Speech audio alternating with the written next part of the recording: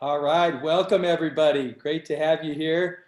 This is Clate Mask, co-founder and CEO of Keap, and we're doing this session virtually. It's great to be together with my guests today. We're looking forward to having a great session. Let me introduce them to you. We're really fortunate to have a couple of really great business leaders and entrepreneurs who are doing some cool things at a Phoenix company here locally, so that's always fun. If we weren't dealing with coronavirus, we'd be together in our studio, but hey, this is the next best thing, guys. So let me introduce you. We've got David Freedman, who's co-founder of Freestar, and Kurt Donnell, who is CEO of Freestar. Thanks so much, guys, for being here. Thanks for having us. Appreciate it, Clate. So why don't we start off by you guys giving our audience a little background on Freestar? Absolutely. Freestar is a company that helps publishers monetize their website. We take care of sort of all things revenue for them as a managed service so they can focus on the thing that they're typically best at, which is the content creation and driving audience.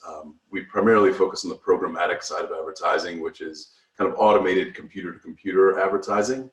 David and his other co-founder, Chris, found some technology several years ago called header bidding, and we kind of got out in front of that and have helped mid-sized enterprise publishers really excel in the programmatic advertising space. Okay, awesome. So, and let's see. So, David? When did you start it? Going on about 4 years right now, 4.5 years. Okay, and you guys know a little something about success and growing. Tell the audience what's happened with you guys over the past year or two. Yeah, you know, we've been a very quiet startup here in the desert, and last year that cover blew off when we got honored with the #1 fastest growing company in the U.S. private company by Inc. 5000. So it's been an incredible journey that has, you know, we've been obviously a lot of success along the way, but obviously plenty of hardships and a winding path of getting here today, speaking with you. Yeah, no doubt. Well, congratulations. It's a heck of an accomplishment to be on top of the Inc. list, the fastest growing companies across the country.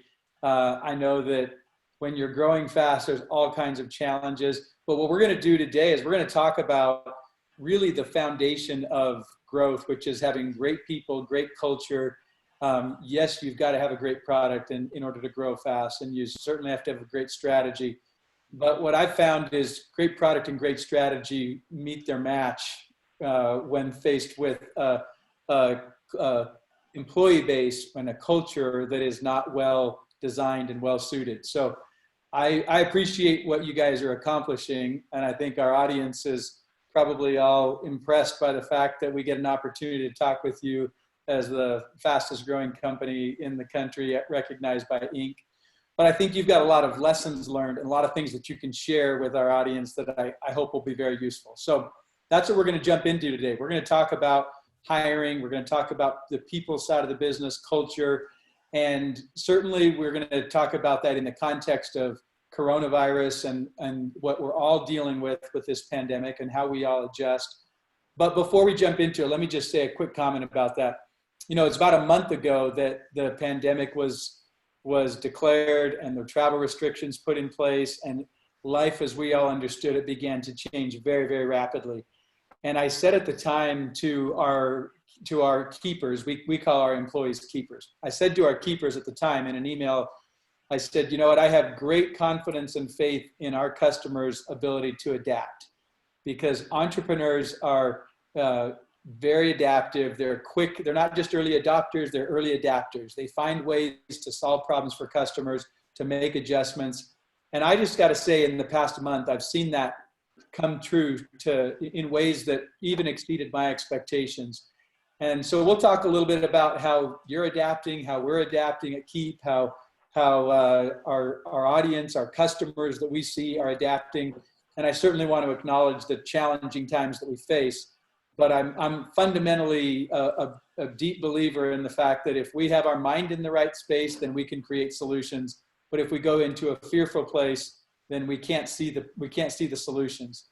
So we'll talk a little bit about that. But as we jump into it here, I would love to just get a little perspective from you guys. When you think about the experience you've had in hiring people, what have you learned over the last 18 months or so as you've grown from a handful of employees to about 50 employees now? If I understand that, is that right? Where you're about 50? Yeah, next week I think we officially crossed the 50 mark. Okay. So what have you learned, Kurt? David can talk a little bit. I joined the company last January, so I'm just coming up on a year and a half here relatively soon. But in the time that I've been with the company, we've actually hired 32 new employees. I think in net, probably 25 new employees. So it's been a really explosive growth time for the company. I think going through that, you have to be incredibly thoughtful about the people that you're bringing on board. I think that's a big thing that people need to keep in mind, particularly at the early stages of a company. It's sort of the one bad apple can ruin the bunch situation. And so we were very intentional in the type of people we were hiring from a skill set, but even more so probably from a culture fit. We didn't want to lose kind of the team vibe that we had and the culture that we believe is very special. David and his co-founder, Chris, had really instilled some fantastic values in the company of publisher first, we, not me, and above and beyond, and we really hire to those. And so I would say making sure that people are a right value fit as much as a skill fit is vitally important. Okay, awesome. I'm going to come back around to the 3 values you just rattled off real quick. Publisher first, we, not me, and I think you said above and beyond. We'll come back to that. David, anything else you want to add when you look back over the last 18 months or so? No, I think Kurt kind of hit that on the head. I think, there's a difference in the beginning days where you've got to wear, multiple hats. We never took real outside funding. So it's been an organic growth where we didn't have the luxury of going out and hiring who we wanted necessarily. We couldn't afford that talent in the beginning days. So I think the trade-off in the early days is you've got to wear a couple hats, have a little less sleep, and, bang your head against the wall a little bit more to maybe figure it out for yourself. But in the long run, you've got the freedom of still having, control of your company and being able to make the right decisions and grow the right way over time as well. Yeah. Okay, great. We're going to dig in a little bit more to how you hire when you're bootstrapped and you're trying to, we went through that same thing for the first 7 years or so before we raised venture capital. And I want to definitely get your perspectives on how do you know who to hire? Who do you hire next? How do you make sure that you're bringing on people that have the values fit the way you described, Kurt, not just the skill fit, but also the values fit? How do you avoid some of the big mistakes that we all dread that we make? I might ask you about your mistakes as well. But it's funny, when you were talking, Kurt, you talked about bringing people on in a pretty fast rate. And David, you were saying, you didn't have the luxury of funding behind you, so you had to make sure that people were wearing 2-3 hats. By the way, for the solopreneur, they're like, I'd love to only wear 2 to 3 hats. I'm wearing like 30 hats right now. We're still wearing lots of hats. That hasn't changed. That's right. But you definitely have to wear a lot of hats. You also are trying to figure out, well, which hat do I take off now and hire somebody for? So I'm going to ask you about that. But there was something that you shared that I wanted to just add to. I remember when we were in our early stages and there were just 3 or 4 of us, and we said, okay, we're going to grow to 10 people next year. We'd started to get our product going, and we could see that we were starting to grow pretty fast, and we were going to add people. And I remember we in fact got to the point where we had about 10 people at the end of the year, and then we said, okay, we're going to have 18 people next year. And I remember some of those 10 people came to me and they said, hey, how are we going to keep this great company feel, this family feel that we have? It's small, we're all really close. How are we going to keep this feel? And I was like, don't worry about it. It'll be fine. We'll figure it out. The next year we got to 18 and I said, okay, next year we're going to go to 30. And I remember people came to me and said the same thing. Hey, how are we going to do this? And I was like, don't worry about it. We'll figure it out. It'll be okay. The next year we grew to about 50. And at that point we decided we were going to raise capital. And I remember at that point, I started for the first time to get concerned that, oh crap, how are we going to do this? How are we going to keep this feel where we've got this great, close family feel that we had created, this great culture. And so I commend you because you've put intentionality into it earlier than we did. I consider us good practitioners of culture, but you guys did it earlier than we did. And I'll share with you some mistakes we made in that run from about 30 to about 70 before we got really intentional about who we hired. And hopefully we can help people avoid some of those challenges. But I'd love to hear from you as you went through the stages getting to where you are now. What did you find that was useful in making sure you were hiring a good culture fit? David, I don't know if you want to jump in here. You hired me, so I don't know if that was a good or a bad culture fit there, but. Yeah, no, I mean, from a culture fit standpoint, you know, I think to Kurt's point, there's a lot of talented people out there, but talented people that don't have the right fit within your company, those talents are never going to really be extracted out of them.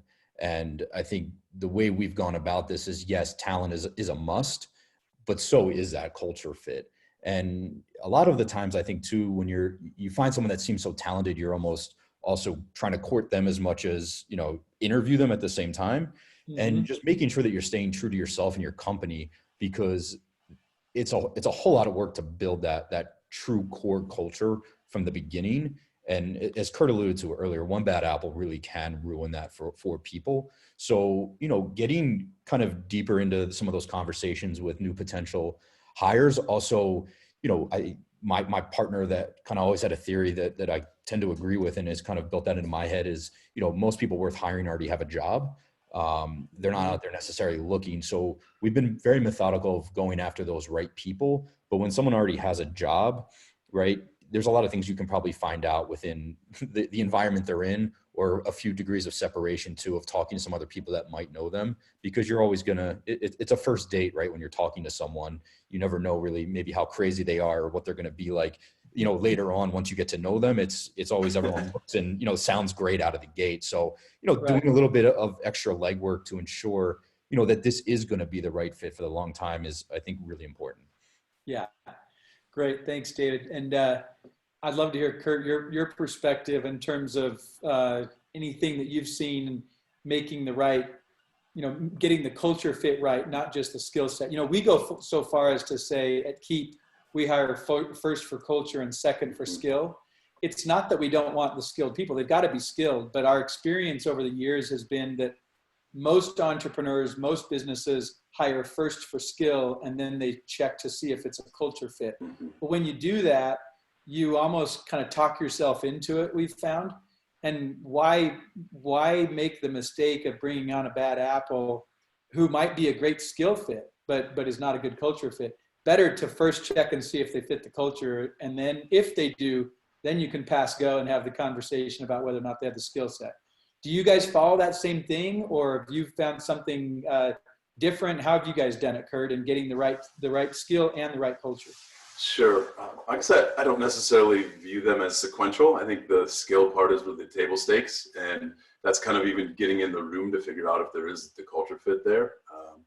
So we're in a very good spot. Obviously, we've gotten some press, and a lot of folks in the industry have been interested in coming to join us. So I think we're very lucky in that standpoint, but it's still a relatively small team. And so we're not filling 100 positions. So we have the benefit of the kind of hire slow, fire fast mentality a little bit of, we can make sure that we're picky enough there. And I think the skills really are just what gets you in the door. So I completely agree from that standpoint. I think it's important to really have a well-defined culture in general that you can articulate to people. And you would ask a little bit of how do you get into that in an interview. And I actually talk about our culture a lot. I talk about our values a lot. I tell stories about what we do as a company and really examples of what those values mean in practice.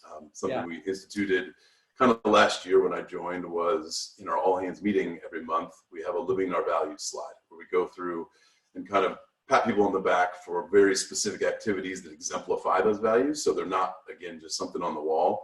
But then in an interview, when you're talking to people and you're explaining those things, you can get the kind of verbal and nonverbal cues when they're nodding, like, oh yeah. And you get the feeling that they are kind of internalizing, have that inside of, want to be part of that. That's one of my biggest joys in some interviews I've had, where people, I think, leave the interview not just excited about the opportunity, but about the ability to be part of this team that actually believes in these things. And it's not just sort of, words and, again, just something on the wall. So I think it's telling that story to them and seeing their reaction is how you can suss some of that out during an interview. Okay, great. Well, when you tell the story, you see the reaction.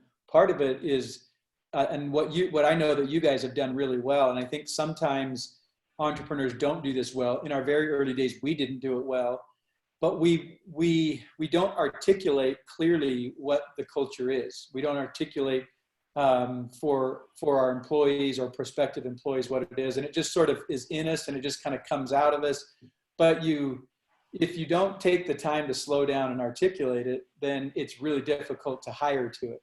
So you know, in our experience, we went and we looked at a bunch of different leaders on this topic, and we found a lot of people who provided great guidance on this. But the best guidance we found was by Jim Collins, who wrote Built to Last and Good to Great. And for entrepreneurs, he wrote a book. It was actually his very first book called Beyond Entrepreneurship, which speaks to this really well in how you define it.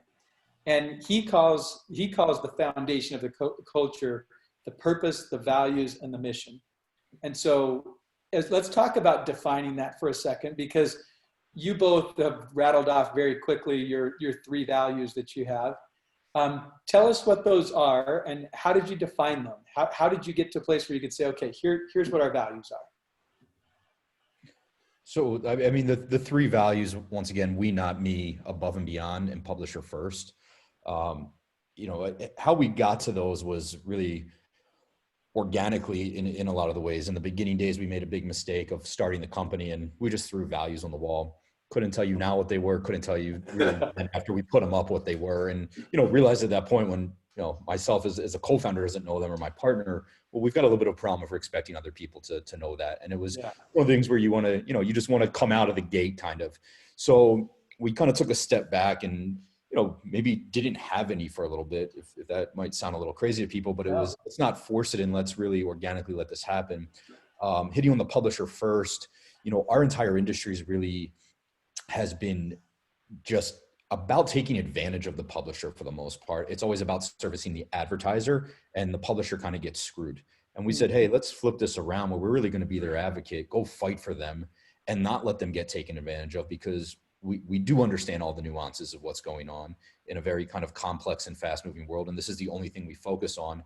And our business model is perfectly aligned with that. We work off a rev share, so our goals are aligned. The more money we're making the publisher, the more we're making.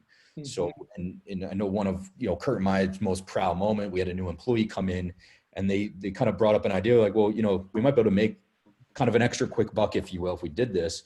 And without Kurt or I speaking, everyone in the room just looked at him and said, no, that's not publisher first. And that's when you know, right, you really do have that strong culture and the strong values there. The we, not me is, I mean, truly just the fact that we are all in this together. And one, every person in the company has equity in their owner. So we treat them like an owner, but we also expect them to act like an owner. And that can be, you know, everything from a Saturday, if something breaks, yeah, we expect you to hop on. Not that you can't have a personal life, because that's really important. But there's a kind of a commitment we have to these publishers, and we can't just say the publisher first, but we only work Monday through Friday. Mm-hmm. And also the fact that, you know, you're obviously spending more time at work than with your family, with your loved ones, and you want to be in that, I think, together. At least I do. I don't want to be, you know, just having coworkers. I want to have kind of that family feeling also inside of the office. And then the above and beyond is just truly that. I mean, we don't come in just to clock in and clock out. We want to be the best at what we do day in and day out. And, you know, we want to kind of also just encourage everyone in that company. Both the above and beyond is also, we don't punish people if they, you know, make a mistake, or they had maybe, let's say, what turns out to be a bad idea, as long as it's done with the right intention, because you're never going to go above and beyond what you think your capabilities are if you're not going to mess up a little, if you're not going to take some risks. And those things are just directly correlated. And there's a risk tolerance that we have, understanding that when we step out of our comfort zone, there might be a huge success that's gained. And there's also a high likelihood that there's a failure, but is it really a failure if you go learn from it? In my eyes, it's not. It's just, you know, it's another stepping stone to getting better every single day. Yeah. Thanks so much. There's so much there to talk about. You know, first thing I wanted to comment on is what I've seen is that entrepreneurs who have the business going for a period of time before putting the values in place tend to create better and more enduring values. The way that Jim Collins says it is that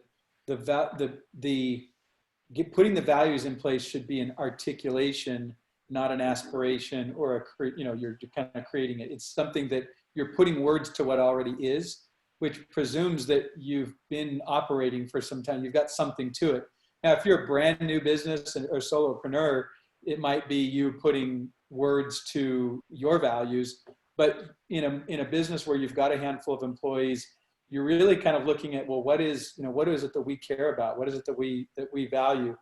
And if you want, for the audience that's looking for resources to help with that, Jim Collins' book on Beyond Entrepreneurship and Built to Last, both of those have sections in them about helping you to articulate them. I remember what we did. We took a cross section of our employees who we felt like were 10 of our best, like ideal model employees. And my co-founder and I, for 4 weeks in a row, got into a room for 1 hour at a time with the full group and just tried to articulate, tried to put to words what the qualities were, what the things were that we valued so much about our great employees. And then from there, we created a draft of it and got it kind of refined. And then we were able to go out and start, once everybody in the company was saying, yeah, that's it, we've articulated what it is, then we could start to use it in our hiring process in the ways that Kurt just described, where you're telling stories and you're seeing what resonates with people and you're getting a sense of, are they like-minded with you that way? Then we could use them in our reinforcing with employees the way Kurt described, calling out employees who are living the values, making sure that we know them, as you mentioned, David, if you don't know the values as the leadership team, then you probably can't expect your people to live the values, right? So I appreciate the things you shared and you calling out your 3 values and the way that you instill them in your people, ingrain them in your people, so that you have those ideal moments where your people are actually making decisions based on those values. That's when you really get great alignment. So thanks for sharing that. That was awesome. It probably goes without saying, but we might want to just call it out anyway. What's the risk of bringing on people without doing a strong values check, a strong culture fit? Have you guys had any experience with that? Any mistakes you've made? I feel very lucky that I think in the last year, we've actually done a really good job of that. With maybe half an exception. I think everybody, we've done a pretty darn good job with making sure that we had the right fit. At other companies, though, I've seen that come in where it was very much the talent or hiring for a resume. That resume is not going to take you very far. It's how that person's going to thrive inside of your organization. And that frankly requires a lot of support from the other people. And it's going to be very clear to the other people working around them if they're sort of cut from a different cloth or don't share that. I mean, our company is very much no ego allowed from top to bottom. Everybody's door is open, and the we not me is very true. Like there's no job too big, job too small situation. And if anybody came in and had sort of an ego, they'd get sort of pushed out of the group and they wouldn't get the support and they wouldn't be able to thrive. And I've seen that. And then you become in a situation where there's factions of people that are supporting this group or that group, and it really just tears an organization apart. So yeah, that's something that I've unfortunately seen in the past, and we've been very intentional not to let happen here. Yeah, awesome. Thanks for sharing that. David, anything you want to add on that? Mistakes or things to avoid in culture misfits? Yeah, I think the thing Kurt said there on, in the beginning days, I think we got a little too excited about let's say a past work history of working at a big company where we thought, oh, we're going to get that great experience here. And, it's pretty easy to hide within a really large organization and, not be able to get your hands dirty. And especially in a startup, there's no place to hide, and you got to be able to roll up your sleeves and, just not, it's great that they work somewhere, but let's make sure that we're really digging in and not get too impressed by, what was, but how are they going to be within our own organization? Yeah, great. I see that mistake all the time. People get excited about the prior companies that somebody's worked for, and they presume so much. And the reality is, what you want is someone who has been in the same stage of growth that your company is about to go through, in the same type of role, who is where that person also lines up very effectively with the values, the purpose, the mission that you have as a company. That's the cultural foundation. And so we've talked a lot about values. I always throw out purpose, values, mission as though they're almost one thing. But Ricky from LinkedIn asked a question. She said, what's our view on having a massive transformational purpose, as Singularity University calls it? Jim Collins calls it a purpose. We always refer to this as our purpose. We've articulated ours as our purpose is to help small businesses succeed. That's been the same purpose for over a decade since we declared it. And we definitely look for people who fit that purpose. I tell people all the time, just because you're not kind of crazy about small business doesn't mean you're bad, but it does mean you're a bad fit at our company. So you got to be crazy about small business and specifically about helping them grow, because our mission is to simplify growth for 5 million small businesses worldwide by 2030. So if you don't have this fire to help small businesses grow and to innovate and find ways to simplify, you're going to think we're a bunch of freaks at Keap. You know, you're just going to be like, well, who are these people? What are they doing? And so, yeah, we definitely believe, Ricky, that purpose is a big deal. Anything you guys want to say about purpose and how you hire, train, you know, maybe even fire based on the purpose of the company? I think our purpose really is an amalgamation of our values. We focus a lot more on those three things. And when you put those together, it ultimately gets to our mission. I mean, our mission really is to simplify the monetization piece of things for publishers, but it's not something that we have kind of fully articulated in all of our materials, the way that we do our values. The publisher first value honestly really sums up the purpose of our company is giving the publishers a voice in simplifying their lives, optimizing their revenue, helping them grow their business. I mean, so all of those kind of stem out of that, but it's not something that we have put down, you know, this is our exact elevator speech that we give about sort of mission or purpose. You got a very tight, succinct set of values that also, like you said, almost doubles as your purpose. So that's pretty cool. David, anything you want to add to that? No, that's, I mean, the publisher first is truly how we live and breathe every single day. I love it. It's great. Well, you know, I see this mistake a lot of times where entrepreneurs say, man, it's really hard for me to find good talent. It's hard for me to find the kind of people I need. Well, folks, you got to articulate it. There's great people out there. The challenge for entrepreneurs is articulating what your purpose, your values, your mission is so that you can match it up with the right people. But I've got great confidence in our listeners, our entrepreneurs' ability to do that. We've shared a couple of resources here. Any final thoughts that you guys want to add or provide, either generally speaking or specifically during coronavirus, that people can use to make sure they bring on the right talent that fits their company's culture? I would just say that having a great culture that is articulated is one of your best recruiting tools. We've had a lot of people very interested in coming to join us that are willing to take lesser titles or a pay cut because they want to be part of building something great. And the great part of it is the people that are here.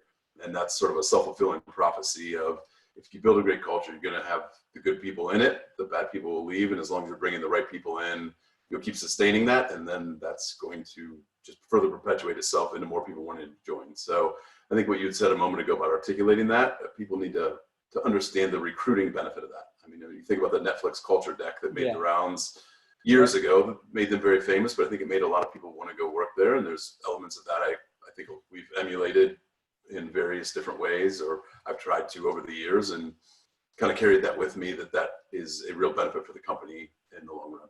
Well said. When you articulate it and you really promote it and get it out there, it attracts the right people and repels the wrong people. It's very, very powerful. Thanks for sharing that. David, anything else you want to add in final thoughts? Yeah, I would just probably say more from the entrepreneurial side is, you know, also not having that ego where, you know, Chris and I have done an amazing job of growing this thing to what it was, but also I had to look in the mirror and say, hey, you know, I've never ran a company of 50 people, and it's time to bring in that true expert, which, you know, is Kurt.